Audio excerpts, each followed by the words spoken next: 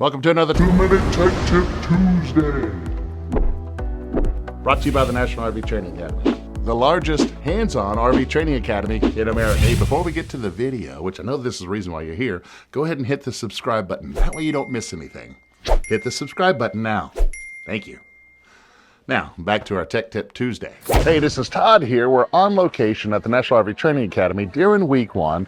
Right now, as you'll see, that we actually have labs going on, right? So in week one, we actually break down our different lab assignments so that way they can learn before we go back into our fundamentals portion. I'm going to go ahead and answer some questions today. I know that a lot of you ask questions. Some of you make a lot of statements, but your questions, really good. So I'd like to go ahead and answer some of those. I may point at the lab where this is going on. One of the questions I have is from Desiree Rogers, who states, I've been reading suggestions for people to open the pressure relief valve while filling the tank. Is this incorrect since it would potentially eliminate the necessary air gap? So here's the question, right? And here's what's going on. When we're using a water heater and we create heat, in other words, we're heating up the water, everything expands based on heat. Even though water's not boiling, it's still going to expand. We have to allow for an air gap so that way we're not overpressuring the water system, the water heater. And it's actually just the exact opposite. In order to create that air expansion pocket, you've got to open the P&T valve while you're filling the water heater, right? Because we're letting some of the air out. Once it gets out, it won't create what we call an air hammer down the line. So the thing you need to do is open up the P&T valve as you're filling it. Once water starts coming out of the P&T valve, simply close it. Your air gap is actually secure. So, great question. Hope that helps out. All right. I've got one from Dave Smith. It says, hi, Todd. I have a Momentum 351 rear awning. It will not go out all the way. Is there an adjustment for this? Well, yes and no. Okay. If your awning isn't going out all the way, first I'd say have a qualified technician check it. But the first thing I would think is the motor's amping out. In other words, there's too much tension, so the awning can't go out all the way. Typically, if there's too much tension, it could be racked a little bit, but more than likely, for whatever reason, whenever they set up the rotations, there's too many rotations, right? There's a little spring inside that pushes back on it as it's going out, right? We're tensioning up that spring. Well, if there's too many rotations on there to begin with, it'll never go out. So the thing is, you don't want to adjust that because that is a finger breaker, right? When you're trying to hold onto that spring and lower those rotations down, you really need to be qualified to know what you're doing on that.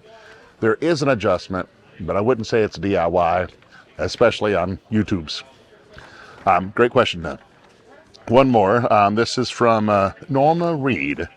And she says, great videos. Even though I don't have an absorption type fridge, I have a 12-volt fridge.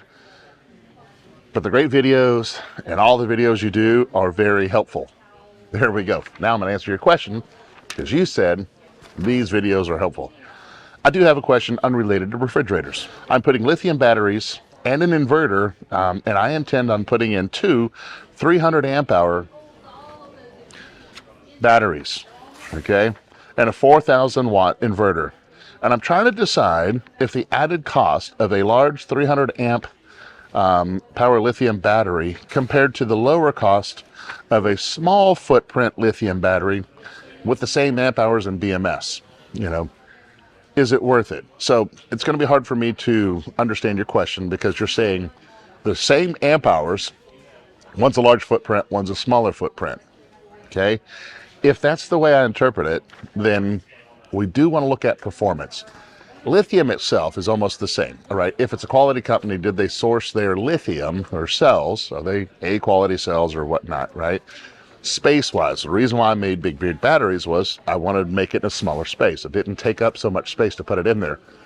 But the energy density of lithium is the same, okay? So a large footprint battery that has 300 amp hours, the lithium inside it takes is the same exact footprint, size-wise, than any other type of 300 amp hour lithium. Again, the specific energy density is the same, right? Cost, but performance. In other words, how fast can it charge? How fast can it discharge, right? Is it 100 amps charge and discharge, or is it 300 amps charge and discharge? That goes over performance. And since you're pulling in a 4,000 watt inverter, you want a high performing battery. That's where we have the BMS put together. So look at that. Look at what we would call the data plate on that battery. What can it charge? What can it discharge? There's your tech tip. All right, before you get to the bloopers, which is why you're here in the first place, the RV industry needs thousands of RV technicians and inspectors, and now is the perfect time to do that. If you want to make more money or have more control over your time, go ahead and click the link below. Or if you just want to learn how to fix your own RV, got something for you there. Head over to rvtechcourse.com and get started today. Now for the reason that you're out there in the video, roll the bloopers. We have people trying to walk by. Well, I'm trying to do this, so rude. Bam! One shot, no more. Now let's go back around and see all these people standing around acting like they know what they know.